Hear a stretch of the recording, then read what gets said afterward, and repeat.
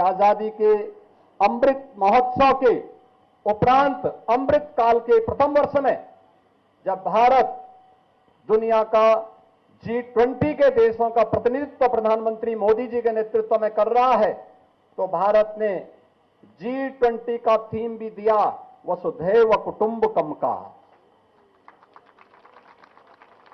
याद करिए, दुनिया जिस शब्द के तात्विक बोध को समझने में हो सकता है कि कहीं कोई कमी रह गई हो, लेकिन भारत हजारों वर्षों से इस बात को मानता रहा है, उस बात को अंगीकार करता रहा है।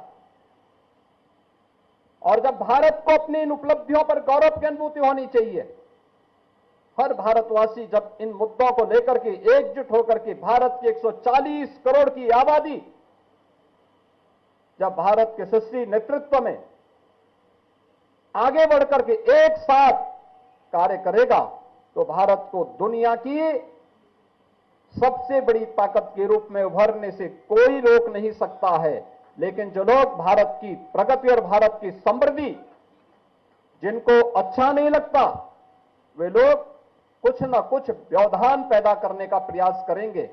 हम लोगों को इनकी परवाह के बगैर अपने पथ पर अग्रसर होना होगा, क्योंकि एक काल में नहीं हुआ, हर काल में सत्य को झुठलाने का प्रयास हुआ है। क्या रावण ने झुठलाने का प्रयास नहीं किया था?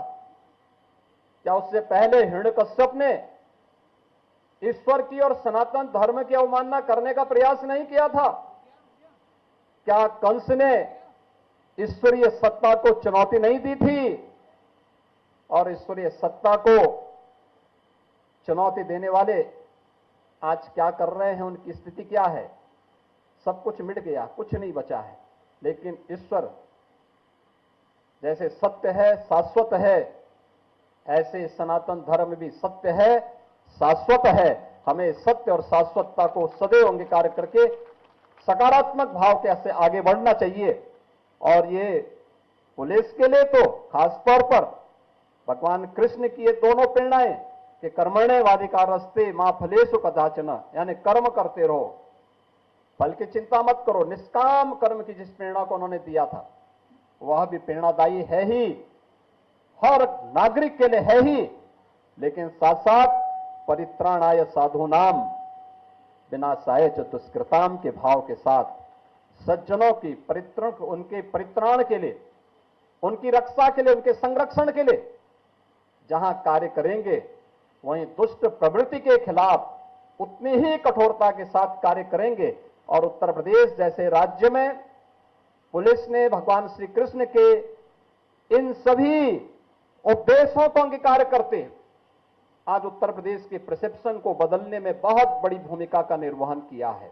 आज इसी का परिणाम है, एक वर्ष में 31 करोड़ पर्यटक उत्तर प्रदेश में आते हैं। देश के सबसे बड़े इन्वेस्टमेंट के डेस्टिनेशन के रूप में उत्तर प्रदेश आज देश के अंदर उभरता है। और उत्तर प्रदेश के बारे में लोगों की धारणा बदल चुकी है। अब लोग ये मानते हैं कि उत्तर प्रदेश देश के अंदर सबसे अच्छी प्रगतिवादी करने वाले राज्यों में है, अग्रणी राज्यों में उत्तर प्रदेश की गिनती हो रही है।